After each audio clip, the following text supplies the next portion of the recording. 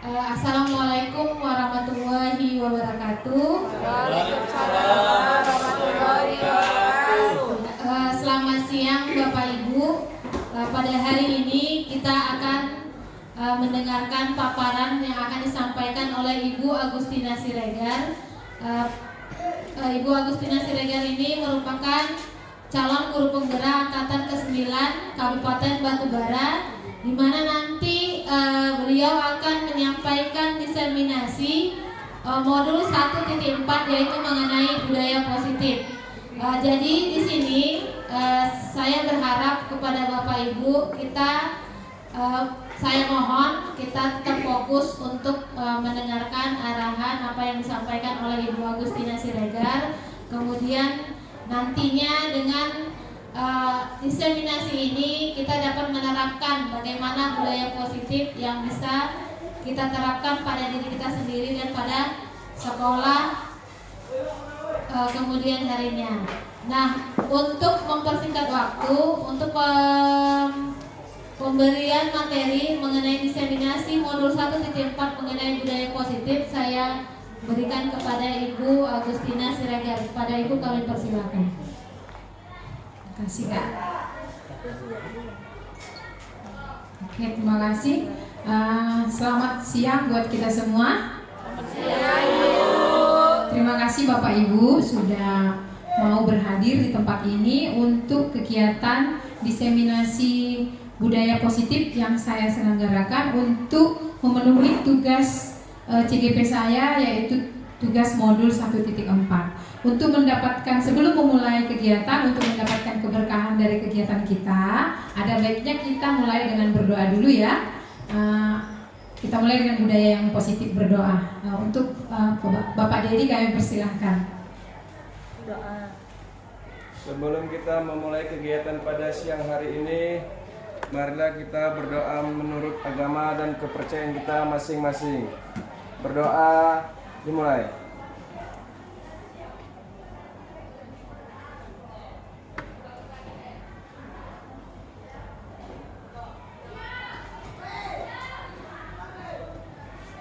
Berdoa selesai. Terima kasih buat Pak Dedi. Nah, kegiatan kita hari ini adalah diseminasi modul 1.4. Diseminasi itu adalah penyebarluasan mengenai budaya positif. Nah, yang akan dipaparkan oleh saya sendiri yaitu Agustina Siregar dari Sekolah UPT SMP Negeri 1 Sesuka, Batubara, CGP Angkatan 9 Kabupaten Batubara. Nah, biar agak semangat ya Bapak Ibu, karena kita tadi kan udah capek beraktivitas yang mengajar. Jadi biar semangat, biar enggak tegang, sebaiknya kita ice breaking dulu ya. Karena ini agak panjang, ada 7 materinya, jadi agak panjang. Jadi kita ice breaking dulu. Saya minta Bapak Ibu tolong berdiri semua yuk. Ya, ice breakingnya Abu dan Abi. Ice breakingnya ini mencari ice breakingnya berpasangan, ayo. Ayo, berpasang-pasangan. Urina sama Unilam berpasangan. Ayo cari pasangannya.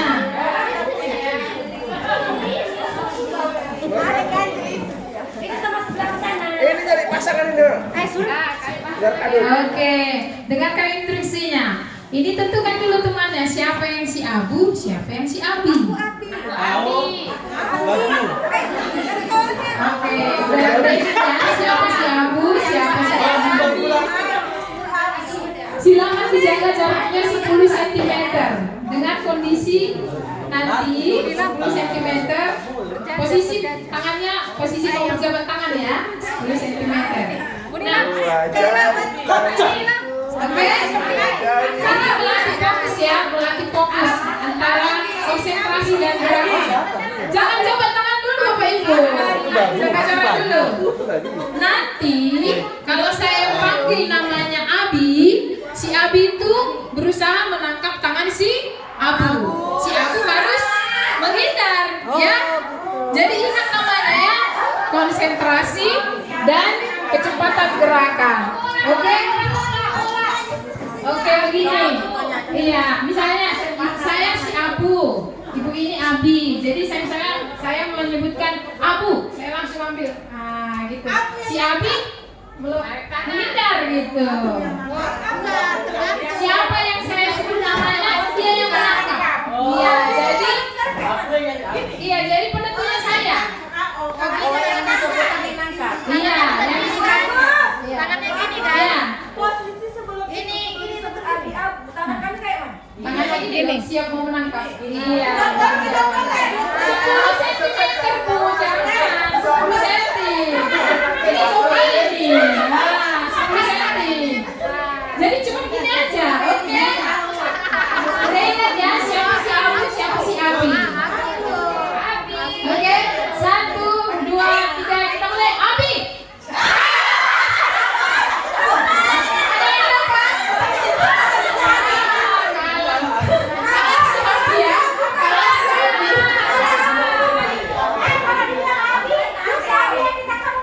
Si Abi yang menangkap si Abu. Oke, kalau kalah kita keluarkan aja ya. Nggak ikut lagi ya. Oh, atau kita coba sekali lagi ya. Oh, saya kasih. 1, 2, 3. Ya, Abi.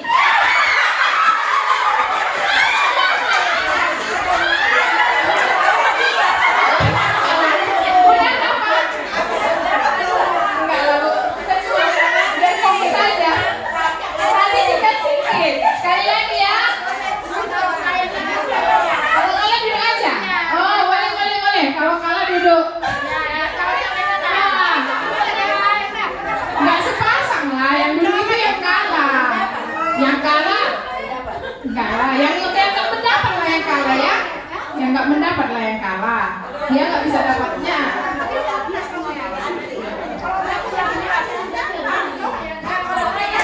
Namanya disebut, lihat apa kawannya, nama kita disebut apa kawannya. Iya. Oh iya ya.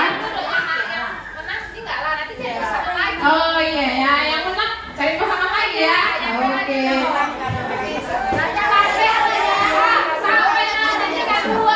Wah, habis lo waktunya sering. Sekali lagi. Tadi kan disuruh kan? 1, 2, 3, Abu.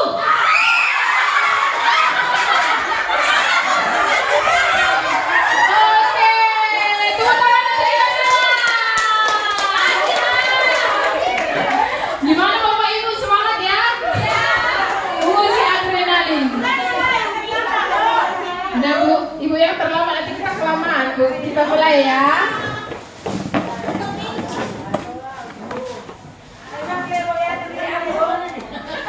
Iya Bu. Takut nyangkut kamu. Oke, kita masuk materi ya. Menerapkan pemahaman pengalaman budaya positif. Ini saya akan menyebarluaskan apa yang sudah saya dapatkan selama pendidikan guru penggerak angkatan 9. Ya, apa itu budaya positif? Kira-kira ada Bapak Ibu yang tahu budaya positif? Begini lah. Berpikiran yang baik-baik, Bu. Budaya yang selalu berpikiran yang baik-baik. Yang baik-baik saja, hal yang baik. Bukan negatif, Bu. Pembiasaan yang baik. Oh, ini kebiasaan pemikiran ya, berarti jadinya pemikiran ya. Budaya ini, kebiasaan apa itu? Kebiasaan yang baik, Bu. Ya, kebiasaan yang mana? Berdoa. Ucap salam. Oh ya, salam-salam sudah kita kerjakan ya Bapak Ibu. Nah, apa itu budaya positif? Nah, konsep inti budaya positif. Jadi, ini ada Perubahan paradigma. Apa itu paradigma? Nampak.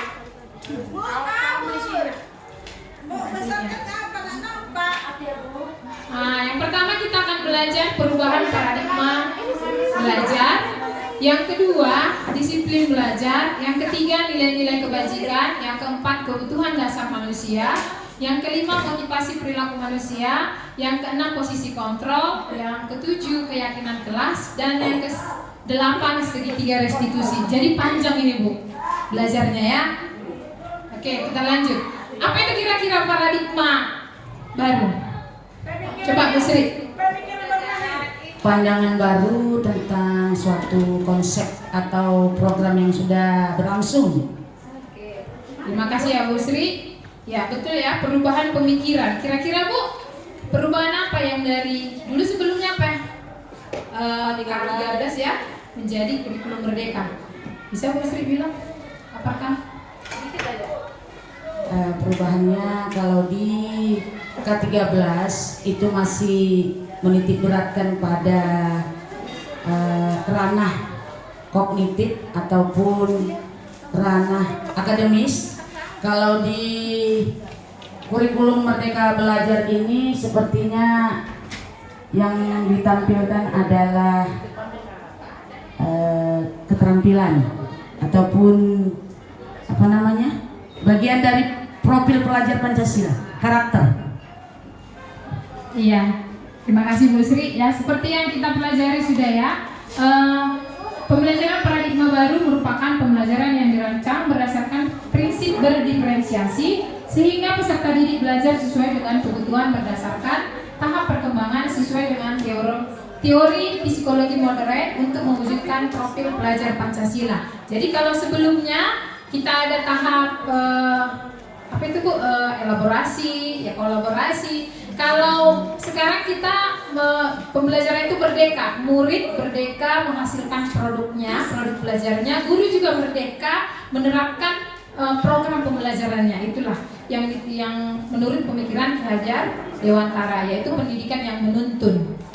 Itu ya Bapak Ibu. Ini jelas ya. Profil pelajar Pancasila ada 6 ya, sudah kita laksanakan itu ya. Setiap pokja. Pertama, beriman dan bertakwa dan berkarakter mulia. Kemudian bermandiri, bernalar kritis, kreatif, bergotong royong, berkebinekaan global. Miskonsepsi teori kontrol, artinya kesalahan kita, kesalahan pemikiran kita mengenai posisi kontrol kita. Yang pertama, ilustrasi guru mengontrol murid. Sebenarnya murid itu mau kita kontrol itu gara-gara ada motivasi ekstrinsik, misalnya supaya mendapat nilai yang baik, ya kan? Kalau sebenarnya dia nggak mau jadi kontrol, kemudian supaya tidak dihukum. Nah, jadi itu suatu kekeliruan. Kalau guru itu bisa mengontrol murid, itu salah. Mereka melakukannya karena motivasi ekstrinsik dari luar ya. Ya kan Bapak Ibu setuju kan? Kalau dari dalam hati sebenarnya mereka tidak mau kan? Yang kedua, ilustrasi bahwa kritik dan membuat rasa bersalah mampu menguatkan karakter. Loh, kok bisa? Kritik dan membuat rasa bersalah mampu menguatkan karakter. Benar tidak? Coba kalau kita misalnya memberikan kritik yang pedas kepada murid kita, pasti anaknya nanti jadi bagaimana? Kepedasan. Jadi apa Bu? Tidak percaya diri. Makanya kita kalau masih kritik, kasihlah kritik yang membangun. Sama kayak kita sama teman kita kan, kasihlah kritik yang membangun. Itulah budaya positif tadi. Oke, yang ketiga, ilustrasi bahwa semua penguatan positif efektif dan bermanfaat. Ini benar. Bahwa semua penguatan positif efektif dan bermanfaat. Misalnya kita bilang kamu harus jadi anak baik nak, supaya nanti kau berhasil. Kita nasihati dia dengan yang baik-baik. Lalu di mana kekeliruannya? Kira-kira di mana Bu Sri? Bu Sri aja ini, MGMP. Kayak yang lain. Di mana kira-kira kekeliruannya? Beragama lah dulu. Satu arah kita. Di mana kira-kira kekeliruannya? Penguatan positif, efektif dan bermanfaat. Ternyata itu salah, miskonsepsi. Salah. Begini maksudnya, kalau misalnya terus kita nasihati, dia tidak mandiri jadinya. Hanya dengan kita dia misalnya biar bagus. Dengan misalnya Bu Sri, seorang BP yang dicintai anak-anak kan, dikasih pengarahan, penguatan. Jadi nanti yang dirindukan hanya Bu Sri aja. Dia tidak bisa mengatur dirinya sendiri, tidak bertanggung jawab pada dirinya sendiri. Itulah yang mau kita tanamkan, membuat siswa maupun keluarga kita mandiri dan bertanggung jawab atas dirinya sendiri. Yang keempat, ilustrasi bahwa orang dewasa berhak memaksa. Sebenarnya setiap anak itu berhak menentukan pilihannya sendiri. Itu tadi kembali ke yang nomor 1. Ataupun anak kita di rumah, sebenarnya dia kan punya pilihan sendiri, tapi kita paksa. Itu salah. Yang mau kita tanamkan adalah bagaimana dia menanamkan kemandirian dan bertanggung jawab atas dirinya sendiri. Disiplin positif, ini dia disiplin positif. Disiplin berasal dari kata disiplina yang artinya belajar. Disiplin mengacu pada disiplin diri yang memiliki tanggung jawab terhadap apa yang dilakukan berdasarkan nilai-nilai yang diyakini. Disiplin positif merupakan salah satu cara penerapan disiplin yang bertujuan untuk menumbuhkan kesadaran serta memberdayakan peserta didik tanpa imbalan, ancaman, dan hukuman. Jadi dia karena keinginannya sendiri, nilai-nilai kebajikan universal. Oh memang ini salah. Misalnya memukul teman, itu kan nilai kebajikannya apa? Tidak menghargai orang lain. Jadi bukan karena biar tidak dihukum oleh guru atau biar dapat penghargaan diberi predikat murid yang terbaik. Sebagai pendidik, tujuan kita adalah menciptakan peserta didik yang memiliki disiplin diri sehingga mereka berperilaku mengacu kepada nilai-nilai kebajikan universal dan memiliki motivasi intrinsik dalam perubahan perilaku ke arah yang lebih baik. Nah, di sini nanti pada materi selanjutnya kita akan melihat posisi kontrol kita. Kita mengontrol anak itu sebagai apa? Mana yang terbaik yang bisa kita lakukan sebagai seorang guru? Itulah disiplin positif. Disiplin positif itu kita mengarahkan atau diri kita sendiri ada kesadaran tanpa ada hukuman dan penghargaan. Jadi ada kesadaran sendiri. Nilai-nilai kebajikan universal. Ya, nilai-nilai kebajikan universal ini adalah nilai-nilai sifat yang kita inginkan yang harusnya kita laksanakan agar tercapai kerukunan di antara kita tanpa memandang usia, memandang budaya, memandang latar belakang seseorang. Jadi nilai-nilai yang kita terapkan kalau kita pelajar di Indonesia yaitu profil pelajar Pancasila yang 6 profil itu. Ada nilai kebajikan yang lainnya yaitu menurut PYV dan nilai kebajikan menurut keterampilan hidup atau life skill, itu ya. Ini dia nilai-nilai kebajikan universal, harusnya di dulu Bu. Nilai kebajikan universal adalah sifat positif manusia yang merupakan tujuan mulia yang ingin dicapai setiap individu. Nilai-nilai kebajikan merupakan nilai yang disepakati bersama, terlepas dari suku bangsa, agama, bahasa maupun latar belakang. Misalnya nilainya itu gotong royong, tenggang rasa, kerjasama, saling menghargai. Itu kan diakui oleh seluruh orang. Nah, nilai kebajikan kita sekarang dalam pendidikan yaitu profil pelajar Pancasila. Kebutuhan dasar manusia.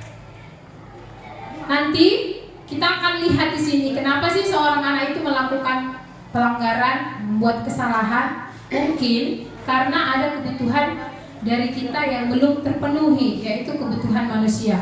Kebutuhan dasar manusia adalah kebutuhan dasar, adalah segala sesuatu yang kita lakukan untuk mendapatkan apa yang kita inginkan dan memiliki tujuan tertentu, dan semua usaha terbaik yang kita lakukan adalah dalam rangka memenuhi kebutuhan dasar kita terpenuhi dengan baik. Nah, ini dia 5 kebutuhan dasar manusia. Yang pertama bertahan hidup, yang kedua kasih sayang dan rasa diterima, yang ketiga penguasaan, yang keempat kebebasan, yang kelima kesenangan. Kira-kira dari sini ada yang mau bertanya? Biar jangan saya aja yang ngomong. Ada? Lanjut. Kebutuhan bertahan hidup yaitu kebutuhan seperti kebutuhan primer ya, makanan, pakaian, tempat tinggal, keamanan, kesehatan. Kasih sayang, love and belonging ini diterima, rasa diterima, diperdulikan, berbagi, kerjasama, menjadi bagian dari kelompok. Penguasaan, harga diri, keinginan untuk dianggap, memimpin, berprestasi, diakui, didengar. Kemudian kebutuhan kebebasan, mandiri, memiliki pilihan, mencoba hal baru, mampu mengendalikan arah dirinya. Kesenangan, bermain, humor, antusiasme, tertawa. Jadi ini semua kebutuhan ini ada di dalam diri manusia, termasuklah anak didik kita. Jadi misalnya ketika anak kita misalnya tidak bisa mendapatkan nilai yang baik, kemudian dia di luar menjadi nakal, mungkin dia menginginkan atau kebutuhan dia ada yang tidak terpenuhi. Mungkin kebutuhan Kebutuhan apa kira-kira Bapak Ibu? Kasih sayang. Kasih sayang. Kasih sayang. Iya, kasih sayang. Misalnya gini, nilainya rendah, jadi dia kurang diperhatikan. Tapi di luar dia sok jagoan lah. Suka mengganggu temannya. Kira-kira kebutuhan apa? Kasih sayang. Kasih sayang dan rasa diterima. Iya, kategorinya ada kebutuhan bertahan hidup, kasih sayang dan rasa diterima. Iya, sebenarnya yang tidak terpenuhi dari anak itu adalah penguasaan. Ya, karena dia kan nggak bisa menguasai pelajaran itu, jadi dia kurang diperhatikan lah. Di luar dia menunjukkan aku di sini berkuasa, itu ya. Motivasi perilaku manusia ini kita bisa introspeksi diri. Apa sih motivasi kita melakukan sesuatu hal? Yang pertama, untuk menghindari hukuman, ketidaknyamanan. Banyak ya dari kita, saya sendiri pun seringnya masih belajar Bapak Ibu melakukan budaya positif. Yang kedua, untuk mendapatkan imbalan atau penghargaan dari orang lain. Inilah yang disebut dengan motivasi eksternal. Jadi dia terdorong melakukannya karena ada faktor dari luar, karena takut dihukum dan karena mengejar penghargaan. Nah, yang ketiga, inilah motivasi yang ingin kita tanamkan di dalam diri kita dan anak-anak kita, yaitu untuk menjadi orang yang mereka inginkan dan menghargai diri sendiri dengan nilai-nilai yang mereka percayai.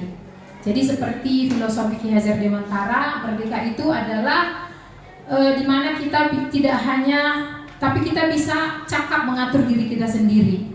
Itu yang diinginkan ya, mandiri dan bertanggung jawab. Yang ketiga inilah yang mau kita tanamkan, motivasi internal.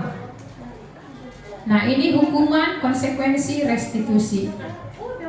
Coba saya bertanya dulu Bapak Ibu, kalau misalnya ada anak terlambat, gak ikut upacara, disuruh lari 5 kali putaran lapangan, itu termasuk apa? Hukuman, konsekuensi atau restitusi?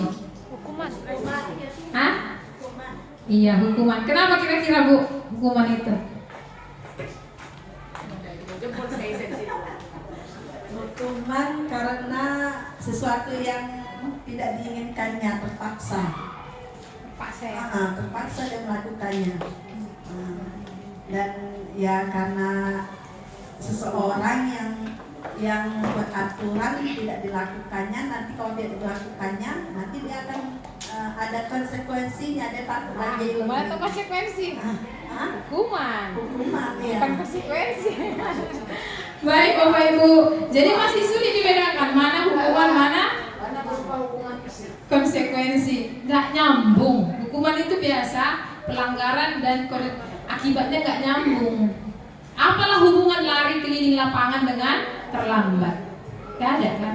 Tapi kecuali tadi tidak ikut pelajaran olahraga, dikasih hukuman lari 3 kali lapangan, termasuk apa itu? Hukuman atau konsekuensi? Konsekuensi. Iya. Jadi dia sesuai antara yang dilakukan dengan akibatnya. Misalnya nggak bisa mengerjakan PR matematika, disuruh berdiri 1 kaki depan kelas. Hukuman apa konsekuensi? Hukuman, gak nyambung ya. Harusnya bagaimana? Suruh ngitung. Dikasih tugas matematika lagi. Itu mau hukuman Bu. Harusnya dilakukan, dia tinggal dulu 10 menit belajar lagi sama Bu Wimin, ya kan Bu? Nah itu konsekuensi. Oke, restitusi. Kalau restitusi, tadi udah yang perlu saya jelaskan lagi ya. Kalau restitusi, kita meminta anak-anak itu, kita kasih respon, stimulus, lalu dia merespon. Tapi sebelumnya kita harus buat dulu keyakinan kelas, atau yang disebut dengan kesepakatan kelas. Jadi kita tanya, menurutmu yang kamu lakukan sudah benar tidak? Gitu. Jadi dia kita minta menanggung perbuatannya. Jadi apa solusinya? Begitu. Dengan nada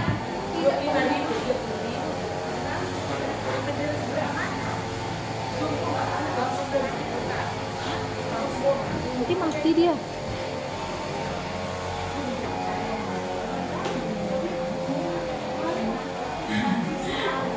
ya.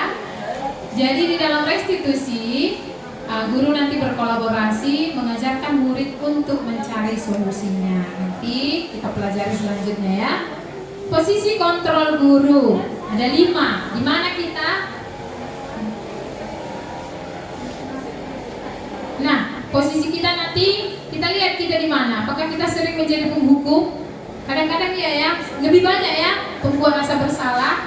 Kalau udah nggak mempan penghukum, pembuat rasa bersalah. Kita lihat apa itu? Teman, pemantau, dan manajer. Ini dia kasus. Siswa tidak memakai atribut lengkap saat upacara bendera. Penghukum hormat pada bendera selama 1 jam. Gak ada hubungannya kan Bu? Masalahnya tadi nggak pakai atribut, tapi disuruh hormat bendera, nggak berhubungan. Itulah hukuman tadi. Yang kedua, berapa kali ibu bapak, berapa kali ibu memberitahu kamu selalu saja mengecewakan ibu. Itu kan tandanya kita membuat rasa bersalah. Itu membuat anak-anak merasa aku tidak berguna rupanya. Itulah pembuat rasa tidak bersalah itu dampaknya. Yang kedua, sebagai teman, ayo dong ikuti aturan sekolah, tolong bantu ibu sekali ini aja. Ya sudah tidak apa-apa, lain kali jangan sampai berbuat seperti ini lagi ya. Kan jadi teman dia kan. Masalahnya apa? Kalau kita hanya sebagai teman, dia hanya dekat kepada kita karena kita dianggap temannya, tapi dia tidak bisa mengatur dirinya sendiri. Nanti kepada guru lain, dia nggak seperti itu. Dia akan kembali lagi melakukan kesalahan. Nah, yang keempat, sebagai pemantau, posisi kontrol sebagai pemantau. Kamu sudah melanggar peraturan sekolah, kamu tahu konsekuensinya. Setelah upacara, kamu beli atributnya ke koperasi dan jangan diulangi lagi. Ini konsekuensi, karena dia tadi sesuai dia ya. Jadi dia mengikuti aturan dan apa konsekuensinya. Itulah sebagai pemantau. Nah, yang kelima, kita inginnya yang seperti ini, posisi sebagai manajer. Apakah kamu tahu kesalahanmu? Kira-kira bagaimana kamu memperbaiki kesalahanmu? Ya kan? Jadi kita tidak menjudge dia, ini loh harus kau lakukan, tapi kita beri ruang, kita beri dia waktu, kita beri dia pilihan untuk memberitahu apa yang solusi yang bisa dilakukannya untuk dirinya. Jadi kita sedang menunjukkan individu yang mandiri dan bertanggung jawab untuk dirinya sendiri. Itu kan sudah sesuai dengan profil pelajar Pancasila. Nah, ini saya ada video untuk dia mati.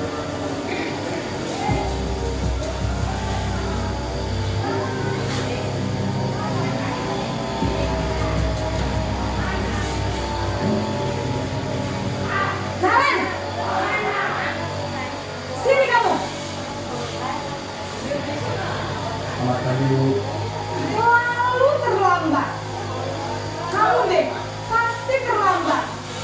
Maaf Bu, saya... Apa? Apa coba? Alasan kamu apa lagi? Kapan sih kamu tidak terlambat? Malas sekali ya kamu jadi anak. Saya... Dasar pemalas. Gak kapok-kapok sih kamu. Sudah berapa kali terlambat? Sana, kamu keliling lapangan basket 2 kali. Kenapa saya harus keliling lapangan basket Bu? Kenapa? Dipertanyakan Kamu nggak nyambung. Berani-beraninya jawab. Sudah terlambat, masih berani jawab pula. Siapa yang begini Bapak Ibu? Sekarang, keliling lapangan basket 5 kali sekalian. Biar kapok. Cepat. Pergi sana ke lapangan basket.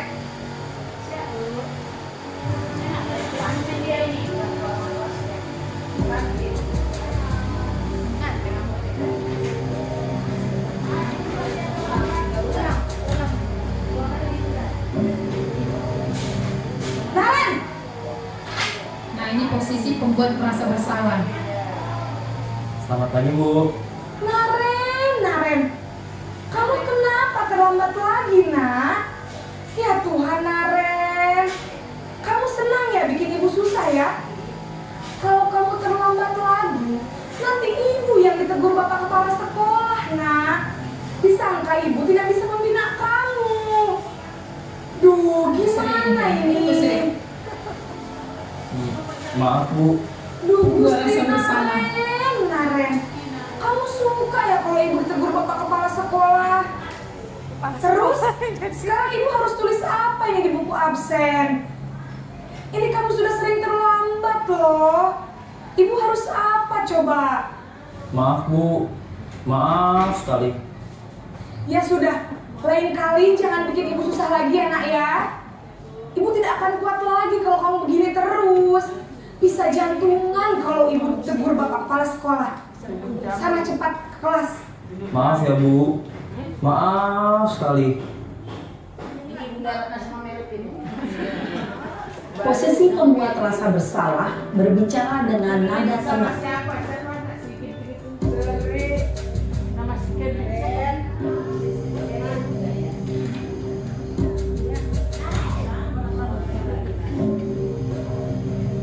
Naren!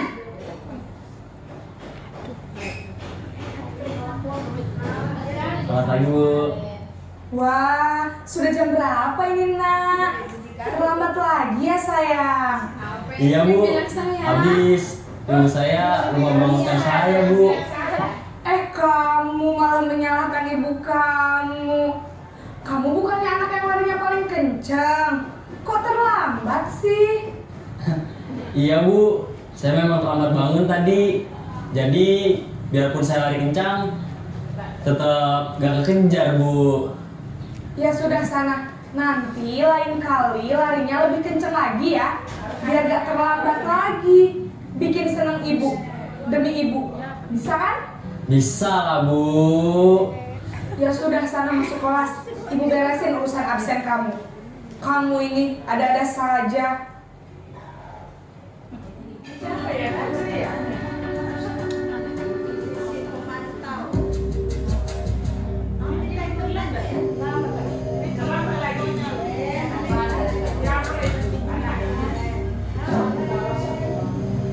Naren!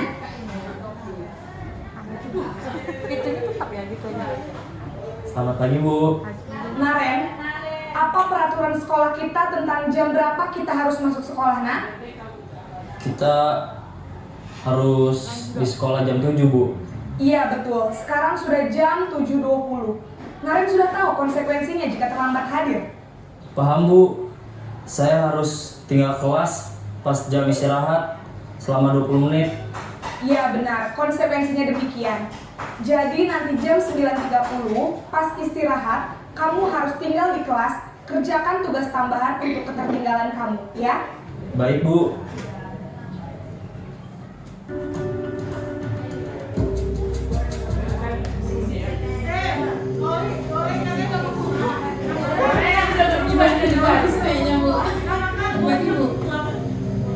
Naren!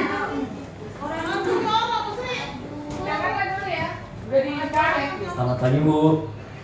Selamat pagi Naren. Maaf Bu, saya terlambat. Iya, sekolah masuknya jam 7, sekarang sudah jam 7.20. Jadi sekarang bagaimana ini Naren? Maaf Bu, saya lupa setel alarm saya semalam. Baiklah, menurut kamu, keyakinan sekolah yang mana yang perlu kamu tingkatkan? Menghargai diri sendiri dan orang lain mungkin ya Bu. Setuju. Jadi, apakah Naren meyakini prinsip saling menghormati tersebut? Iya Bu, saya meyakininya. Apakah Naren bersedia memperbaiki masalah keterlambatan ini? Bersedia Bu. Bagaimana kamu akan perbaiki masalah keterlambatan ini? Saya akan coba untuk tidak lupa menyetel alarm saya Bu. Baik, kalau Naren lupa menyetel alarm di rumah, ada orang yang kira-kira bisa bantu mengingatkan tidak? Ada Bu, kakak saya, Kak Emma. Ada lagi selain Kak Emma? Selain Kak Emma, ada ibu saya. Baik, jadi yang mengingatkan Naren adalah Kak Emma dan ibu kamu ya? Kira-kira akan mulai start alarm kapan nih Naren? Setelah pulang sekolah, akan segera saya lakukan. Baik, jadi Naren akan setel alarm untuk bangun besok pagi dan akan diingatkan oleh kakak dan ibunda Naren ya.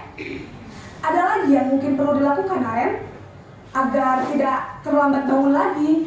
Tidak ada Bu. Baik Naren, terima kasih untuk kerjasama kamu. Sekarang kamu perlu kembali ke kelas untuk belajar. Baik Bu, terima kasih. Baik Bapak Ibu, kita sudah melihat tadi ya bagaimana penerapan 5 posisi kontrol. Nah kita di posisi mana ini sering? Udah manajer Bu, udah buat keyakinan kelas. Tadi yang nomor 2 tadi apa? Ya bagus Bu, berarti habis ini kita menerapkan budaya positif ya. Nah, itu nanti diterapkan melalui restitusi. Nah, saya mau bertanya lah ini, biar kita interaktif sedikit sama Ibu Wiwin. Yang ketiga cuma. Bu Wiwin, kira-kira dari posisi sebagai penghukum itu, bagaimana perasaan si anak? Baik, terima kasih Ibu Agustina. Kalau menurut saya, posisi guru sebagai penghukum itu salah satu posisi yang membuat anak itu menjadi orang yang merasa bersalah. Kemudian mentalnya juga. Kemudian lagi pada saat dia dihukum dia kan malu di depan teman-temannya. Jadi kalau posisi menghukum sebagai siswa, mereka itu bisa membuat dirinya itu nggak suka sama gurunya. Paling utama nggak suka. Saya nggak suka sama ibu itu. Saya baru terlambat sekian menit, suruh lari-lari, diketawain teman-teman, diejek-ejek teman-teman, malu. Jadi karena dari rasa malunya, sehingga dia menjadi mentalnya itu down. Dan dia pun untuk guru itu responnya akan sangat kurang. Itu menurut saya. Tepuk tangan dulu buat Bu Wiwin. Ya pas sekali ya Bu Wiwin, mantap pemahamannya, pas sekali. Jadi Bapak Ibu, kalau kita sebagai penghukum yang ada nanti kita akan dibenci oleh anak-anak. Nah, saya juga ingin minta pendapat bagaimana perasaan si anak ketika kita menerapkan posisi sebagai teman, Pak Ruslan.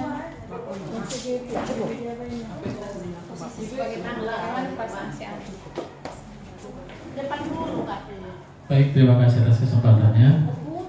Pertanyaan tadi ada Bu? Jika posisi guru sebagai teman, bagaimana perasaan si anak? Yang pertama, pastinya anak akan merasa lebih dekat, sehingga si anak tersebut akan menceritakan apa yang dirasakannya, apa yang ditahannya selama ini, atau membicarakan masalah pribadinya dengan guru tersebut, karena dia merasa lebih nyaman, dianggaplah guru sebagai temannya, walaupun tetap masih ada dalam batas-batas tertentu. Terima kasih. Satu lagi Pak, kira-kira itu yang terbaik menurut Bapak sebagai teman? Menurut saya ada baiknya dan ada tidaknya. Kalau menurut saya yang terbaik, jika siswa dekat dengan seorang guru seperti temannya, dia akan mengupayakan apa yang dirasakan dalam hatinya. Tapi kalau misalnya di sisi negatifnya, jika tidak ada batasan antara siswa dengan guru, siswa tersebut akan melunjak. Ya, dia akan melunjak, menganggap guru itu sebagai teman dekatnya, sehingga tidak ada menghargai sosok seorang guru. Terima kasih. Terima kasih ya Pak. Tepuk tangan buat Pak Ruslan. Terima kasih buat peran aktifnya Bapak Ibu. Iya. Kalau sebagai teman, mungkin hanya kepada itu aja dia akan menurut. Tapi kepada guru yang lain, mungkin yang penghukum tadi, dia akan membenci. Kita akan menerapkan karakter yang kurang baik. Kira-kira kalau sebagai pemantau itu kan hanya konsekuensi ya. Kalau misalnya peraturan jam 7 dia tidak melaksanakan, jadi tidak ada dikasih kelonggaran kepada anak-anak memilih kan. Nah, yang terbaik itu posisi apa Bapak Ibu? Manajer. Iya, manajer. Itu posisinya berbicaranya pun nggak marah, nggak bentak-bentak. Jadi kita tidak merusak mental anak, dan anak kita tanya apa solusi atas masalah yang dibuatnya. Kita ajak dia untuk mandiri dan bertanggung jawab pada dirinya sendiri. Bu Randa mau bertanya? Bukan, saya bingung kalau yang tua nggak bisa jadi manajer. Ini terhadap kontrol Bu, bukan manajer keuangan. Oh iya, terbawa ya Bu ya, karena kondisi kantong yang menipis. Oke, ini saya ada kuis ini. Yuk perhatikan, posisi kontrol apakah aku? Jika kata-katanya, saya kecewa sekali dengan kamu. Kira-kira posisi apa? Rasa bersalah. Ya, menciptakan rasa bersalah. Oke, benar atau tidak? Neng. Iya, betul. Bersemangat kita. Oke, lanjut ya. Kuis selanjutnya. Kok jadi ketahuan? Posisi kontrol apakah aku? Tadi ada penghukum. Ini tadi udah. Kamu tidak pernah benar melakukannya. Tadi penghukum jawabannya. Hukuman yang udah muncul kan ya?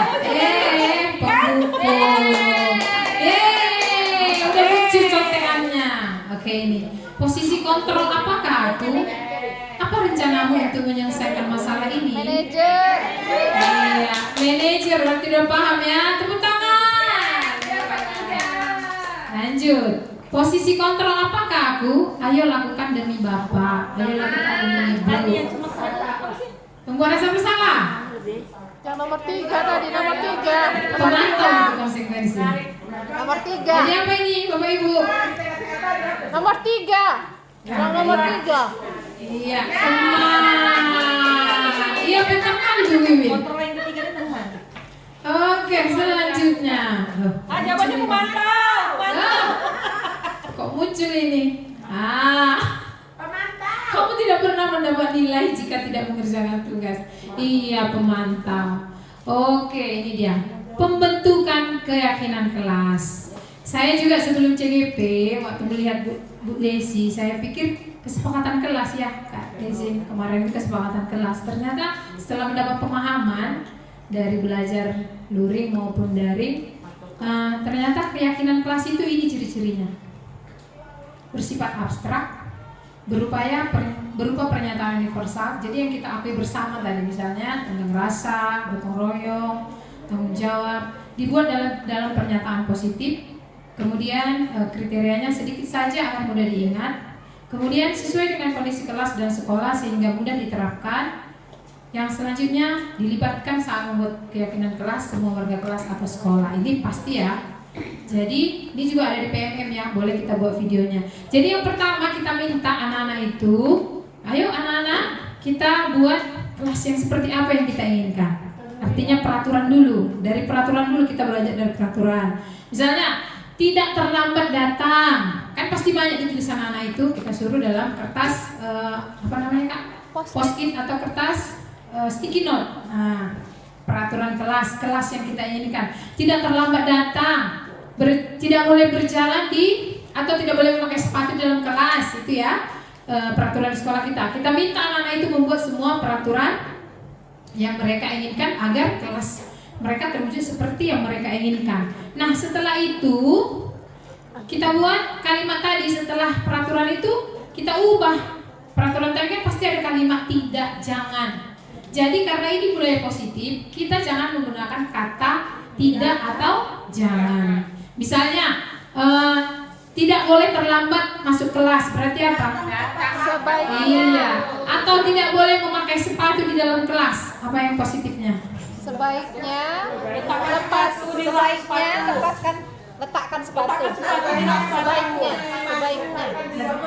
Letakkan sepatu di rak sepatu. Sebelum masuk letakkan, iya. Jadi bolehlah di introspeksi atau di review atau direfleksi lah keyakinan kelas kita, apakah masih menggunakan kata-kata yang negatif. Jadi diinginkan itu kata-katanya adalah yang positif, karena kita ceritanya adalah budaya positif. Yang kedua, sedikit saja. Jadi tadi dari yang positif tadi kita ubah lagi dalam bentuk keyakinan. Misalnya datang tepat waktu, itu masuk bidang apa? Tanggung jawab kah? Menghargai kah? Apa dia masuk kemana keyakinan? Tanggung jawab. Ada lagi peraturannya, tidak berkelahi menjadi apa? Berteman dengan baik, ya kan? Masuk kemana lah dia?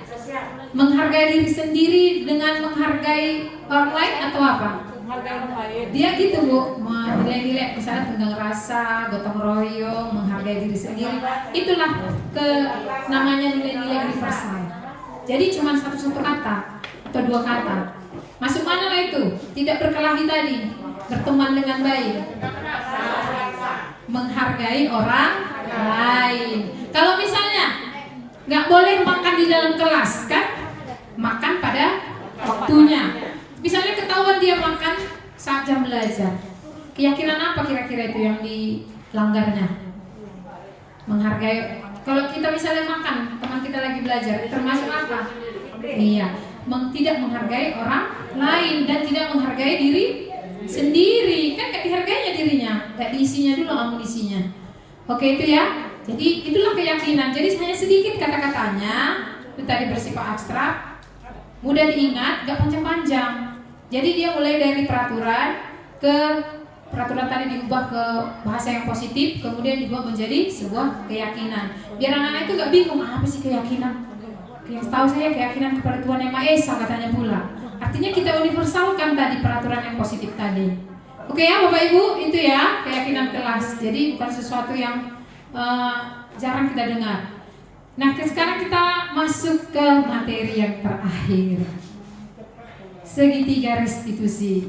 Nih ya, apa itu segitiga restitusi? Suatu proses dialog yang dijalankan oleh guru agar dapat menghasilkan murid yang mandiri dan bertanggung jawab. Seperti Sinaren tadi kan ditanya, kira-kira apa yang bisa kamu lakukan untuk mengatasi keterlambatan kamu kan gitu.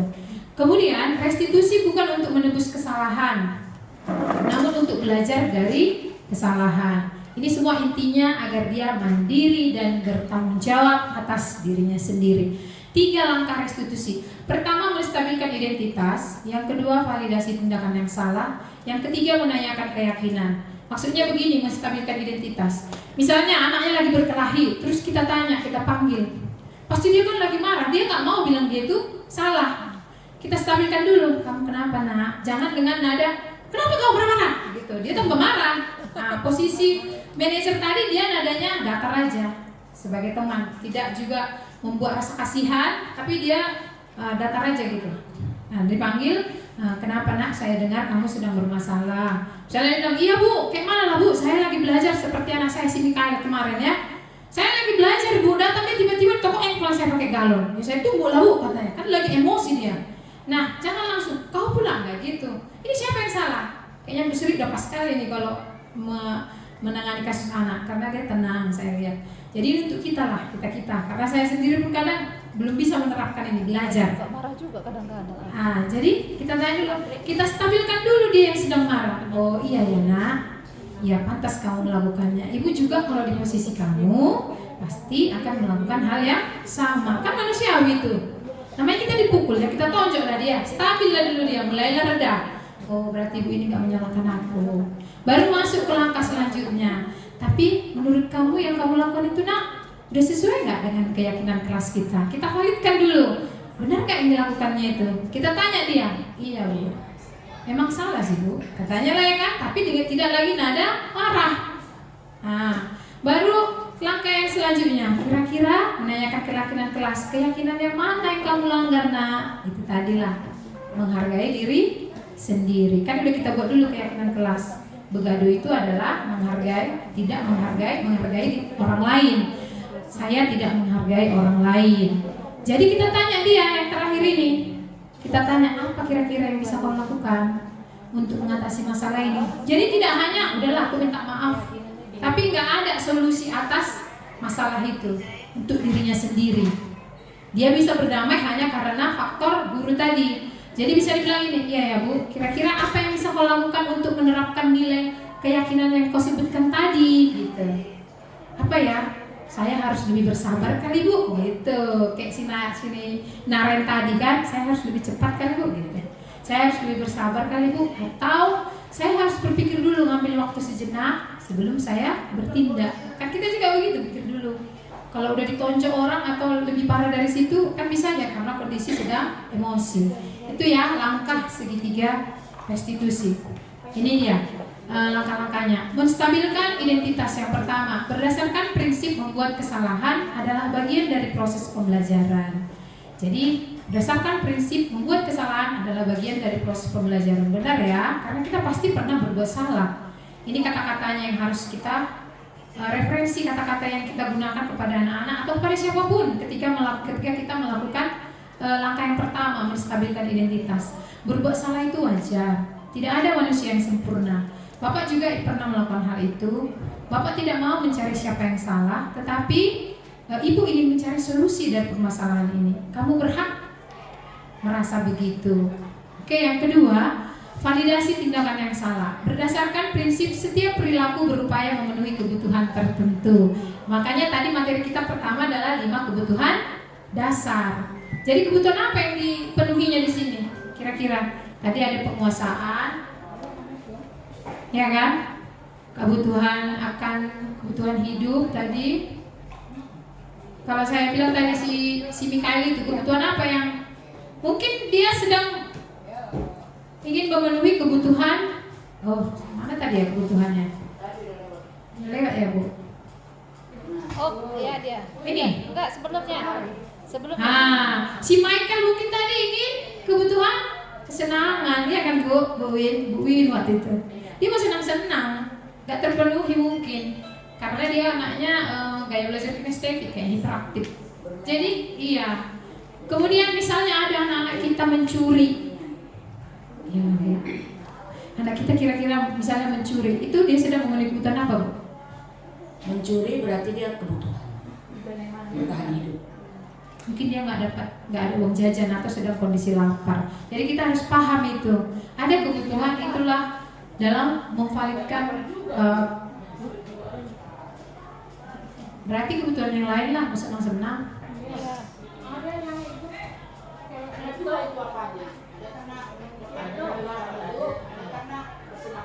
Iya, mau senang-senang ya, mau bercanda-bercanda. Nah, ini referensi pertanyaannya. Kamu pasti punya alasan mengapa melakukan hal itu. Yang kedua, padahal kamu bisa melakukan hal yang lebih buruk lagi dari ini ya. Yang ketiga, kamu patut bangga karena telah melindungi sesuatu yang penting buatmu. Yang keempat, kamu melakukannya karena mempertahankan sesuatu yang penting bagimu. Ya, yang ketiga, menanyakan keyakinan. Dilakukan berdasarkan prinsip teori kontrol bahwa pada dasarnya kita termotivasi secara intrinsik. Jadi motivasi kita melakukannya berasal dari dalam diri kita sendiri. Nah, referensi pertanyaannya, apa keyakinan kelas kita? Nilai-nilai apa yang telah disepakati bersama? Jadi nggak marah kita. Seperti apa gambaran sebuah kelas yang ideal menurut kamu? Nggak kita yang atur. Harusnya kok kayak mana rupanya? Nggak gitu, kita tanya dia. Itulah yang disebut dengan stimulus respon. Kita kasih perangsangnya dulu biar dia menjawabnya apa yang sudah diyakininya.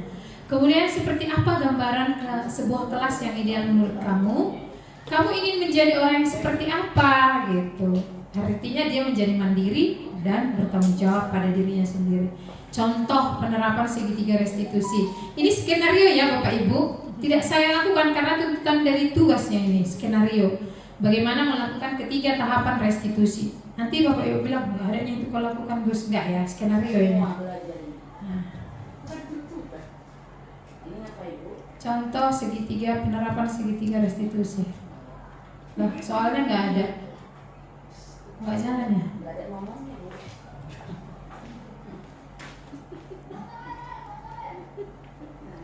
Ngomong dong. Udah terima kasih Bu. Nggak bisa pulang. Berdasi goreng terima kasih. Bentar ya Bapak Ibu. Nanti mana sih? Prostitusi pula ini. Prostitusi? Bisa lain ya Kak Des? Ambil aja dari videonya. Kak, tolong Kak, ini di HP kok pun boleh. Di HP, di laptopku. Oke, lanjut. Ya, beginilah penanganannya Bu, caranya. Saya kali jangan yang dapatkan Bu. Apa Bu, skenario-nya?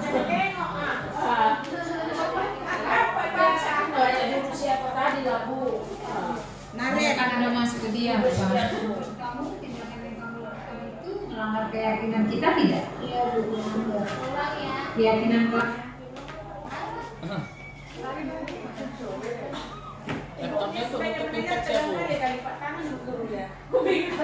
Iska, Ibu dapat kemajuan dari Ibu Suri. Kamu makan. Suri ini nggak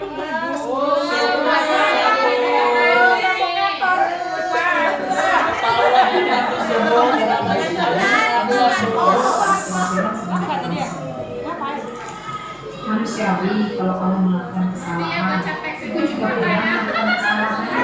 Yang penting kamu tidak melakukan kesalahan. Itu tahu, pasti kamu punya alasan melakukannya. Bu, saya lapar Bu. Tadi pagi saya tidak sempat sarapan karena mengerjakan PR. Kebaca ya Bu Agus. Baik, menurut kamu tidak melakukan itu melanggar keyakinan kita tidak? Iya Bu, melanggar. Keyakinan kelas yang mana? Menghargai orang lain dan diri sendiri. Kira-kira Rizka, apa yang bisa kamu lakukan agar kejadian ini tidak terulang lagi?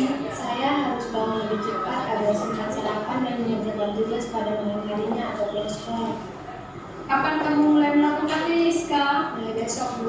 Oke, semangat ya Rizka. Sekarang Rizka boleh kembali ke kelas. Terima kasih Bu. Iya. Ya, itulah akhir dari kegiatan kita ini ya Bapak Ibu. Harapannya Ibu Kepala Sekolah berpesan, Ibu Kepala Sekolah berpesan agar kita bisa menerapkannya di sekolah kita ini. Jadi yang diinginkan kita sebagai apa? Posisi kontrol. Jadi pembuat merasa bersalahkah? Teman? Iya, sebaiknya kita di posisinya sebagai manajer. Saya juga belajar. Jadi mari kita sama-sama belajar ya Bapak Ibu. Kan sudah saya diseminasikan Bapak Ibu. Saya sudah memaparkan, menyebarluaskan apa-apa saja itu budaya positif. Jadi budaya yang pertama kita buat nanti keyakinan kelas, kita videokan biar kita upload ke PMM. Jadi bukti karya saya ya Kak, karya saya.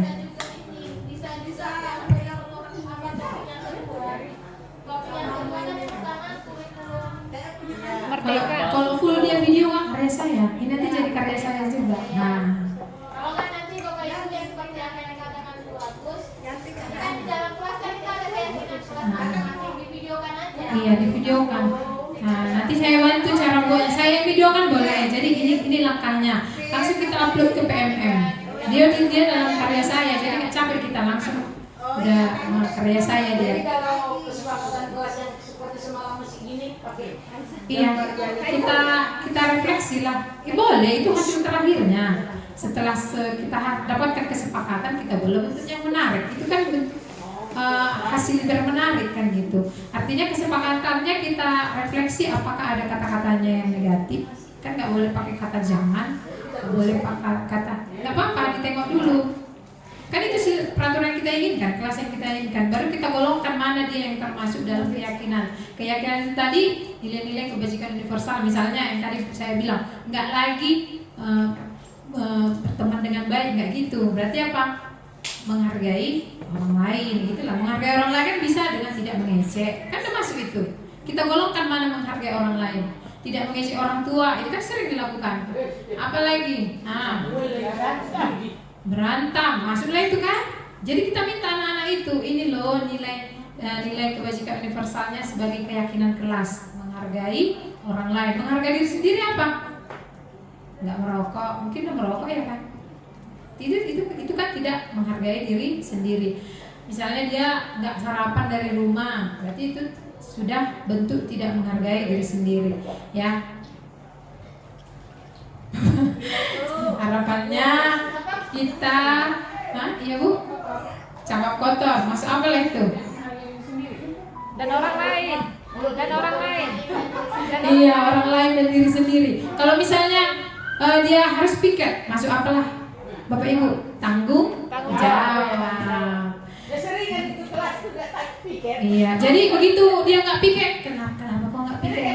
Nggak marah-marah lagi, hei, piket kau. Itu posisi penghukum. Udah lembu punang tanya, ketawa aja dia. Marah.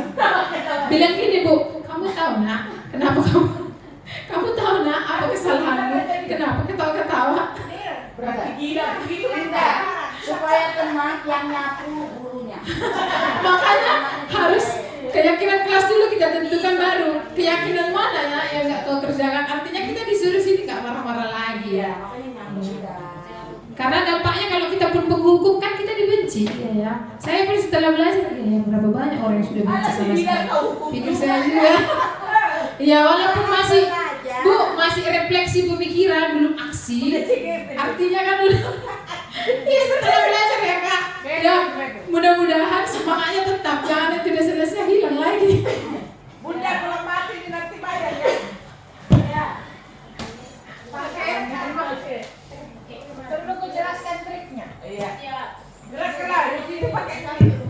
Oke, terima kasih ya Bapak Ibu untuk kehadirannya dan juga untuk peran aktifnya serta tadi kolaborasinya kita melakukan diskusi tadi. Semoga kita bisa melaksanakannya di sekolah kita ya Bapak Ibu. Atas kerjasamanya saya ucapkan terima kasih. Selamat sore Bapak Ibu.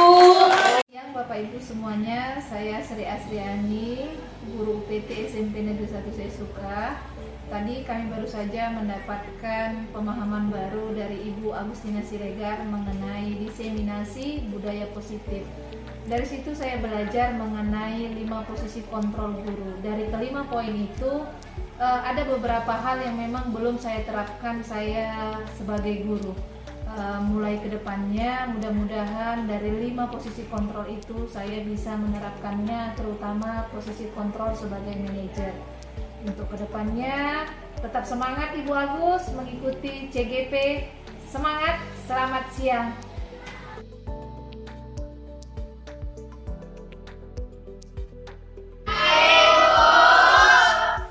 Oke, pagi ini kita akan membuat kesepakatan kelas. Kesepakatan kelas itu adalah apa yang kita sepakati agar kamu nyaman di kelas ini. Kamu menginginkan kelas yang seperti apa? Jadi kamu yang buat. Paham? Misalnya datang tepat waktu. Itu apa datang tepat waktu? Disiplin. Lagi mengerjakan tugas tepat waktu. Apalah yang kau inginkan supaya kelas ini seperti yang kau harapkan? Udah? Kira-kira apa? Semua nanti ditulis di sini ya. Ibu minta kau buat kesepakatan kelas kita atau yang disebut dengan keyakinan kelas. Di sini satu aja kamu tulis, baru nanti ditempel ke depan sana yang sudah ibu siapkan tempatnya ya. Cuman kata-katanya jangan yang negatif. Kita kan ini kata-katanya harus yang positif. Kalau yang positif berarti tidak pakai kata apa? Gimana kata-katanya? Kata-kata yang positif itu gimana? Kata-kata yang negatif yang kayak mana?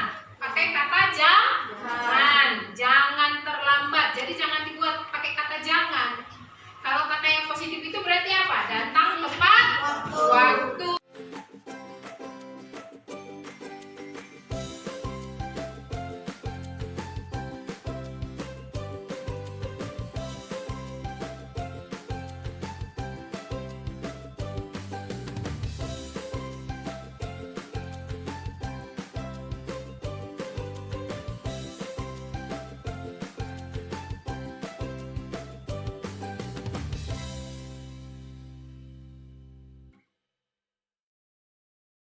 Kesepakatan itu berasal dari peraturan yang kau inginkan.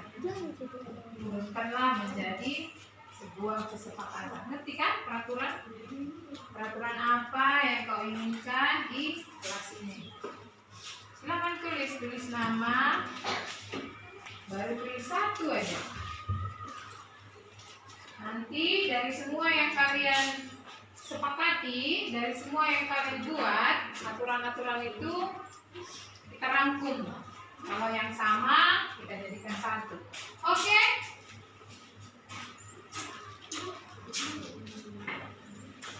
Silakan, ayo cepat nak.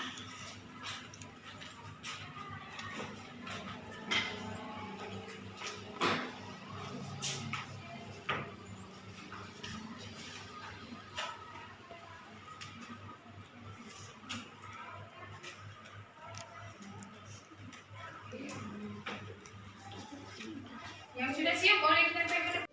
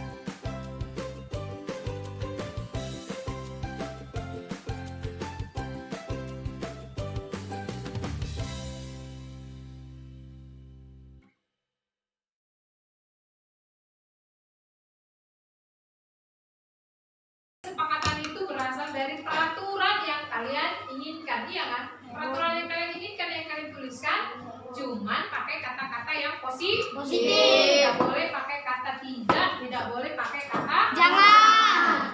Nah, ini kita rangkum ya, nggak mungkin sebanyak ini kan? Jadi yang sama kata-katanya, yang isinya sama kita jadikan satu ya. Mengerjakan PR tiap hari, pergi ke sekolah harus rapi.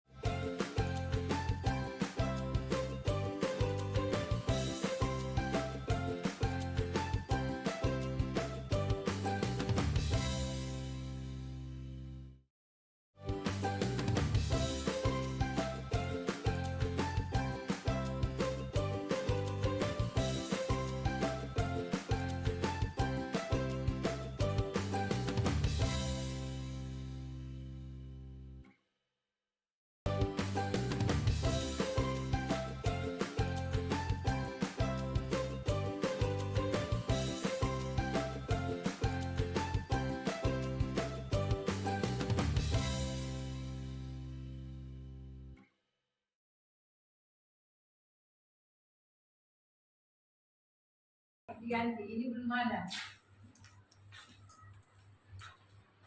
Berbicara dengan bahasa yang baik.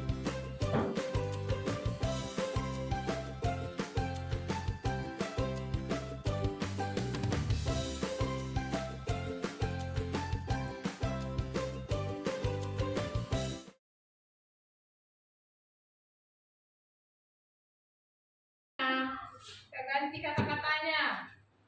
Tidak boleh pakai kalimat tidak, no. Mana gantinya si Raisa? No.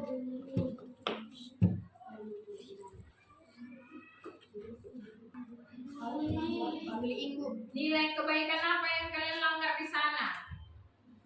Coba Ibu kasih contoh tentang rasa, menghargai diri sendiri, menghargai orang lain. Kalau kalian mengejek-ejek nama orang tua teman, atau mengejek-ejeknya kau jelek, kau ini, itu apa? Nilai yang mana? Tenggang rasa, gotong royong, tidak menghargai orang lain, atau tidak apa di sini?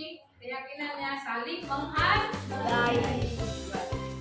Rahasia, mana rahasia?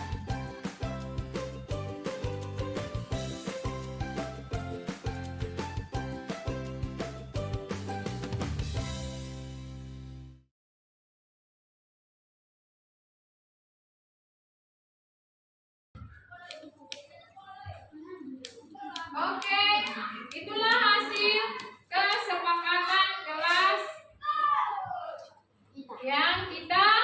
yang kalian buat ya. Kesepakatan yang kalian buat berarti siapa yang melaksanakannya? Ibu? Yang melaksanakannya siapa? Iya, karena kalian yang membuat berarti kalian harus melaksanakannya dengan penuh tanggung jawab. Oke, sebagai bentuk kalau kalian memang sudah sepakat melakukan keyakinan kelas kita ini, kesepakatan kelas kita ini, jadi kalian ibu minta menandatangani kesepakatan yang sudah kalian buat. Silakan maju ke depan.